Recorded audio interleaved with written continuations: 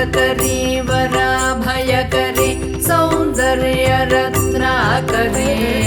निर्धूताखिल घोरपावनकरी प्रत्यक्ष माहेश्वरी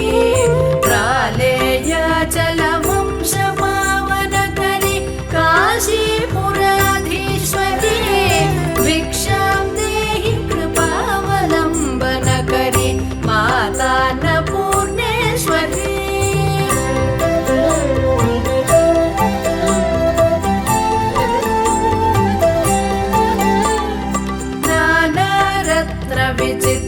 विचित्रभूषणकरी हेमाम्बराडम्बरी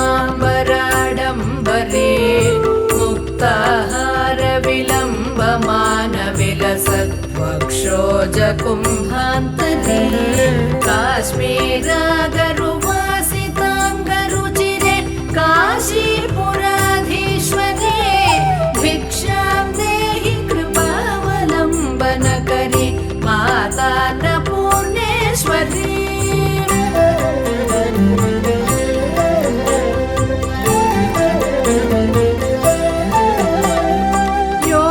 योगानन्दकरी रिपुक्षयकरी धर्मार्थनिष्ठाकरी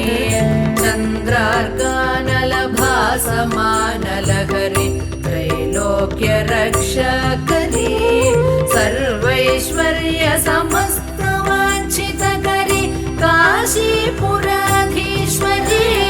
भिक्षां देहि कृपावलम्बनकरी माता अन्नपूर्णेश्वरी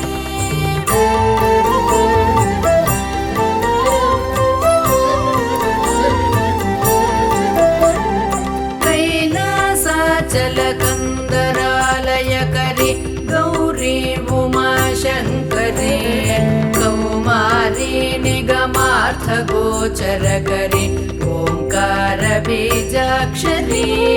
मोक्षद्वारकवाटपाटनकरी काशीपुराधीश्वरी भिक्षां देहि कृपावलम्बनकरी माता अन्नपूर्णेश्वरी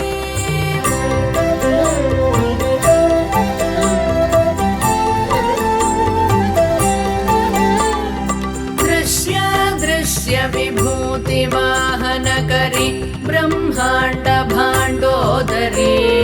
लीला नाटकसूत्रभेदनकरी विज्ञानदीपाङ्कुरी श्रीविश्वेशमनः प्रसादनकरी काशीपुराधीश्वरी भिक्षां देहि कृपावलम्बनकरी माता अन्नपूर्णेश्वरी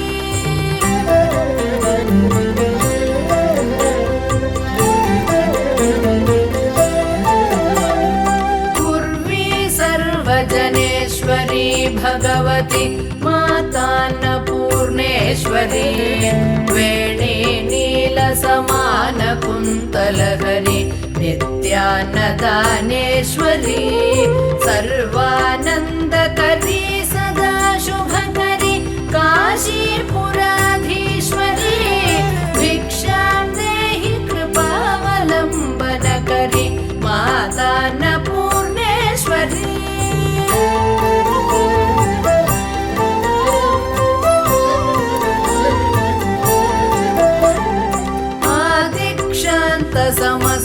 आदिक्षान्तसमस्तवर्णनकरी शम्भोस्त्रिभावाकरी काश्मीरत्रिजलेश्वरी त्रिलहरी नित्याङ्कुरा शर्वरी कामाकाङ्क्षकरी जनोदयकरी काशीपुराधीश्वरी भिक्षां देहि कृपावलम्बनकरी माता अन्नपूर्णेश्वरी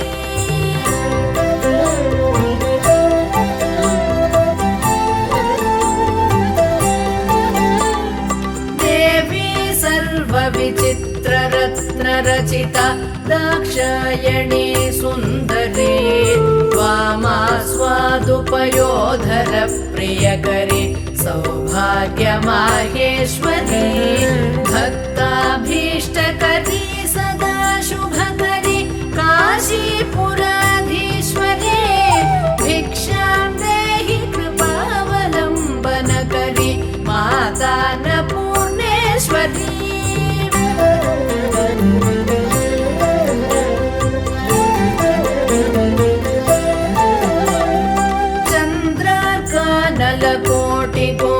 सदृशि चन्द्रांशुबिम्बाधरे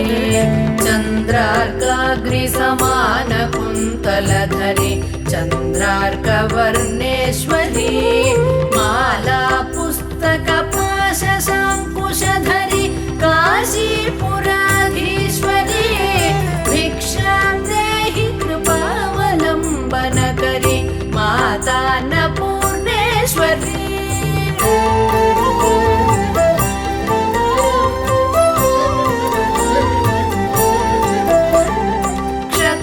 क्षत्रत्राणकरी महाभयकरी माता कृपा सागरी साक्षान्मोक्षकरी सदाशिवकरी विश्वेश्वरी श्रीधरी रक्षग्रन्थकरी निरामयकरी काशीपुराधीश्वरी भिक्षां देहि कृपावलम्बनकरी माता अन्नपूर्णेश्वरी अन्नपूर्णे सदा पूर्णे शङ्करप्राणवल्लभे ज्ञानवैराग्यसिद्ध्यर्थम् भिक्षां देहि च पार्वती माता च पार्वती देवी पिता देवो महेश्वरः बान्धवा शिवभक्ताश्च स्वदेशो भुवनत्रयम्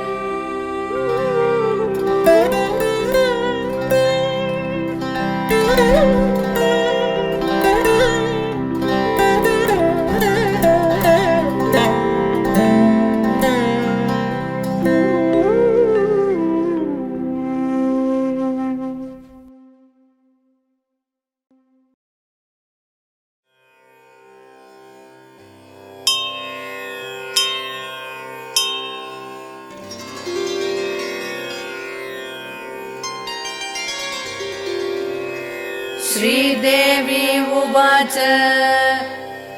देवदेव महादेव त्रिकालज्ञमहेश्वर करुणाकर देवेश भक्तानुग्रहकारक अष्टोत्तरशतं लक्ष्म्या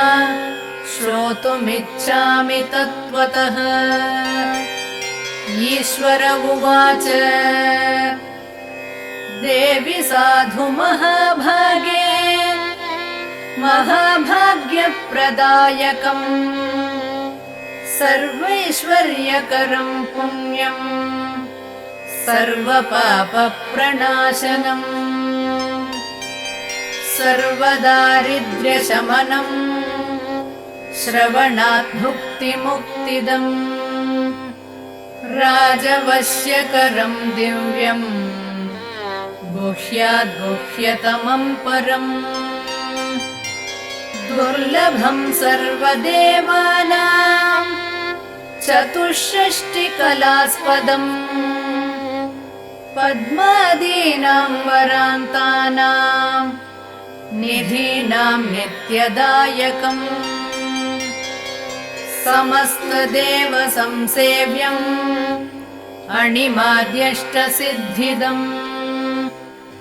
किमत्र बहुनोक्तेन देवी प्रत्यक्षदायकम्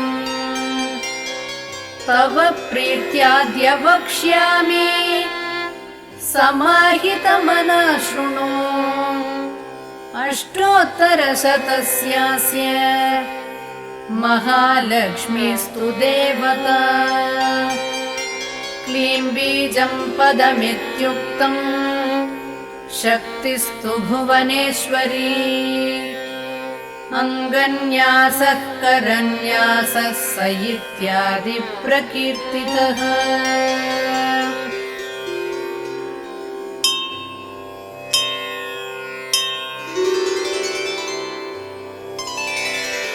ध्यानम् वन्दे पद्मकरां प्रसन्नवदनां सौभाग्यदां भाग्यदां हस्ताभ्यामभयप्रदां मणिगणैः नानाविधैर्भूषितां भक्ताभीष्टफलप्रदां हरिहरब्रह्मादिभिः सेवितां पार्श्वे पङ्कजशङ्खपद्मनिधिभिः युक्तां सदा शक्तिभिः सरसिजनयने सरोजहस्ते धवलतमां शुकगन्धमाल्यशोभे भगवति हरिवल्लभे मनोज्ञे त्रिभुवनभूतिकरि प्रसीद मह्यम् प्रकृतिं विकृतिं विद्यां सर्वभूतहितप्रदां श्रद्धां विभूतिं सुरभिं नमामि परमात्मिकाम् वाचं पद्मालयां पद्मां शुचिं स्वाहां स्वधां सुधां धन्यां हिरण्मयीं लक्ष्मीं नित्यपुष्टां विभावरीम् अदितिं च दितिं दीप्तां वसुधां वसुधारिणीं नमामि कमलां कान्तां कामां क्षीरोदसंभवाम् अनुग्रहपरां बुद्धिं अनघां हरिवल्लभाम् अशोकाम् अमृतां दीप्तां लोकशोकविनाशिनी नमामि धर्मनिलयां करुणां लोकमातरम् पद्मप्रियां पद्महस्तां पद्माक्षीं पद्मसुन्दरीं पद्मोद्भवां पद्ममुखीं पद्मनाभप्रियां रमां पद्ममालाधरां देवीं पद्मिनीं पद्मगन्धिनीं पुण्यगन्धां सुप्रसन्नां प्रसादाभिमुखीं प्रभां नमामि चन्द्रवदनां चन्द्रां चन्द्रसहोदरीं चतुर्भुजां चन्द्ररूपां इन्दिरां इन्दुशीतलाम् आह्लादजननीं पुष्टिं शिवां शिवकरीं सतीं विमलां विश्वजननीं तुष्टिं दारिद्र्यनाशिनीं प्रीतिपुष्करिणीं शान्तां शुक्लमाल्याम्बरां श्रियम्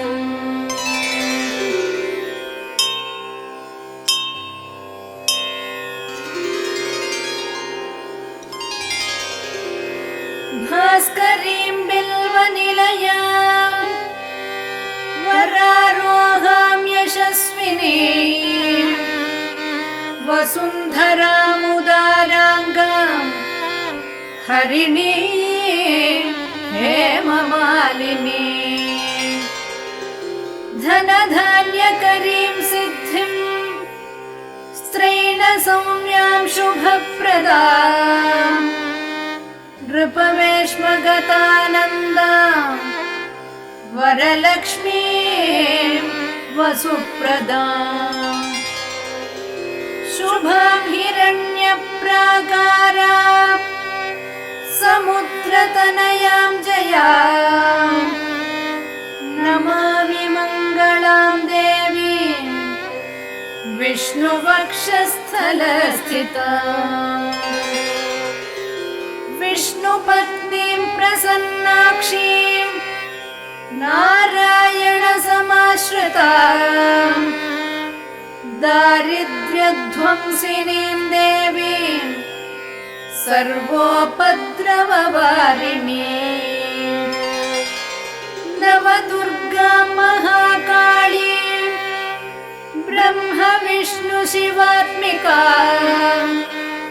त्रिकालज्ञानसम्पन्नां नमामि भुवनेश्वरीं लक्ष्मीं क्षीरसमुद्रराजतनयां श्रीरङ्गधामेश्वरीं दासीभूतसमस्तदेववनितां लोकैकदीपाङ्कुराम् श्रीमन्मन्दकटाक्षलब्धविभव ब्रह्मेन्द्रगङ्गाधराम् त्वां त्रैलोक्यकुटुम्बिनीं सरसिजां वन्दे मुकुन्दप्रियाम् मातर्नमामि कमले कमलायताक्षी श्रीविष्णुहृत्कमलवासिनि विश्वमातः क्षीरोदजे कमलकोमलगर्भगौरी लक्ष्मी प्रसीद सततम् नमतां शरण्ये त्रिकालं यो जपेत् विद्वान् षण्मासं विजितेन्द्रियः दारिद्र्यध्वंसनं कृत्वा सर्वमाप्नोति यत्नतः देवी नाम सहस्रेषु पुण्यम् अष्टोत्तरं शतम् येन श्रियमवाप्नोति कोटिजन्म दरिद्रतः भृगुवारे शतं धीमान् पठेत् वत्सरमात्रकम् अष्टैश्वर्यमवाप्नोति कुबेर इव भूतले दारिद्र्यमोचनं नाम स्तोत्रमम्बा परं शतम् येन श्रियमवाप्नोति कोटिजन्म दरिद्रतः भुक्त्वा तु विपुलान् भोगान् अस्या सायुज्यमवाप्नुयात् प्रातः काले पठेन्नित्यं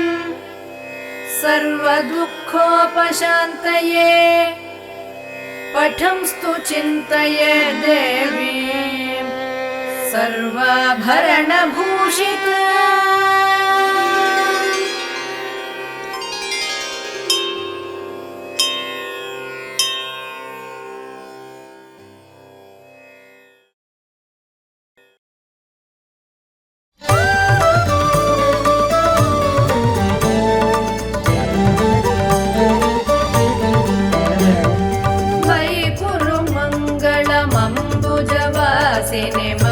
मंगलदायिने मंजुगते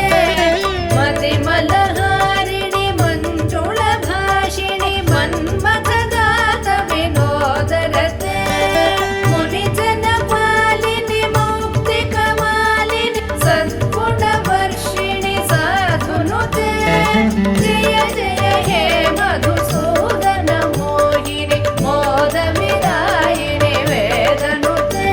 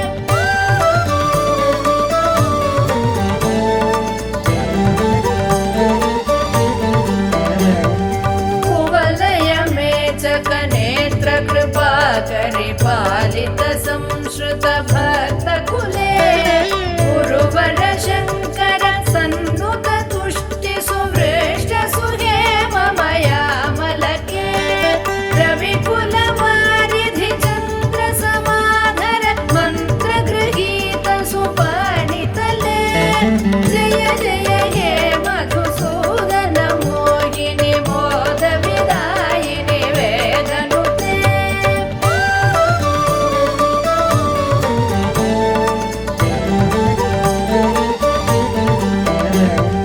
कुलललना कुललालित लोल विलोचन पूर्ण कृपा कमले चलतल कावळि वारित मध्यक चन्द्र सुनिर्मल बालतले मणिमय भासुर कर्ण विभूषण कान्ति परिष्कृत कण्ठतले जय जय हे मधुसूदन मोहिनि मोद विदायिनि वेदनुते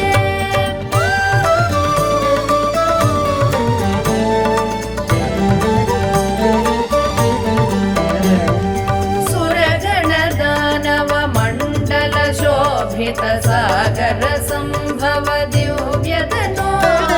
सकल सुरासुर देव मुनीरदिहाय च दोष त्रिसाहिर मे गुणगण वारिधि नाद मघोरसि तत्त सुमावळि जात मुते जय जय हे मधुसूदन मोहिनि मोद विदायिनि वेदनुते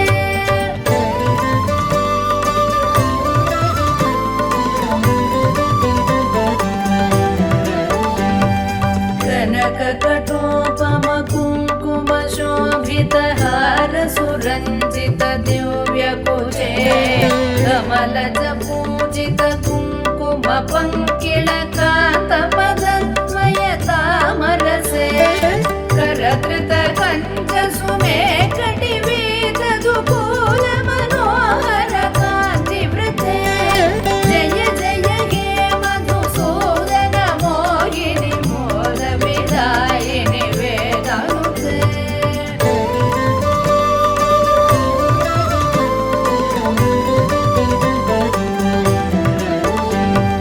सुरपति पूजन दत्त मनोहर चन्दन कुङ्कुम संवलिते सुरयुवती कृतवादन नर्धन वीजन वन्दन सम्मुदिते निज रमणारुण पाद सरोरुह माधन कल्पन दोषयुते जय जय हे मधुसूदन मोहिनि मोद विदायिनि वेदनुते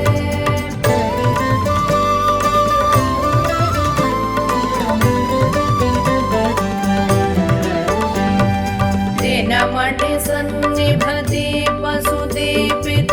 रत्न समावृत दिव्य गृहे सुदधन धान्य मुकापित लक्ष्म्यपि संवृत कान्त गृहीत करे निजवन पूजन दिव्य सुवाचन वन्दन कल्पित भद्रमुते जय जय हे मधुसूदन मोहिनि मोद विदायिनि वेदनुते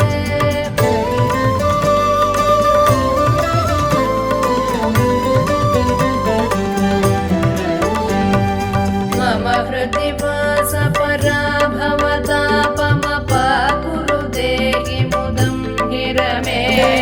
मयि करुणां कुरु सादर वीक्षण मतिजने दिश चारुतनो सकृत विवीक्षण जात महोदय चक्रमुखाखिल देवगणे जय जय हे मधुसूदन मोहिनि मोद विदायिनि वेदनुते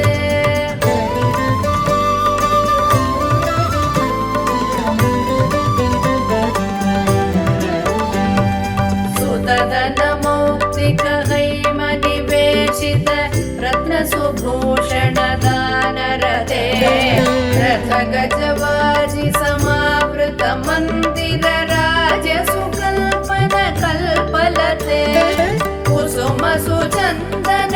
वस्त्र मनोहर रूप कलारधि पोषरते जय जय हे मधुसूदन मोहिनि मोद विदायिनि वेदनुते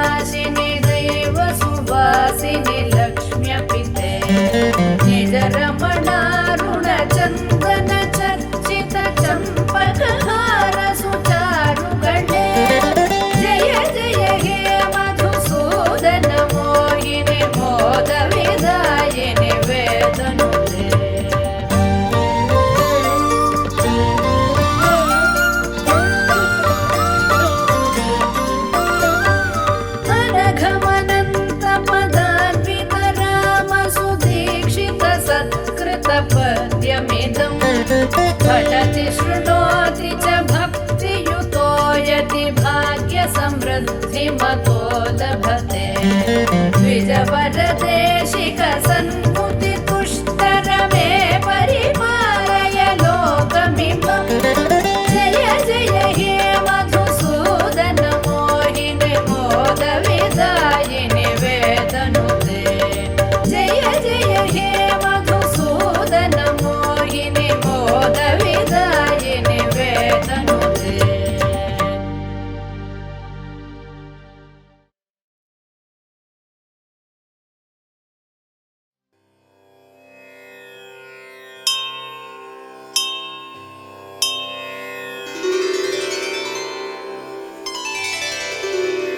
नमस्तेस्तु महामाये श्रीपीठे सुरपूजिते शङ्खचक्रगदाहस्ते महालक्ष्मी नमोऽस्तुते। नमस्ते गरुडारूढे डोलासुरभयङ्करी सर्वपापहरे देवी महालक्ष्मी नमोऽस्तुते। सर्वज्ञे सर्ववरदे सर्वदुष्टभयङ्करी सर्वदुःखहरे देवी महालक्ष्मी नमोऽस्तुते। सिद्धिबुद्धिप्रदे देवी भुक्तिमुक्तिप्रदायिनी मन्त्रमूर्ते सदा देवी महालक्ष्मी नमोऽस्तुते।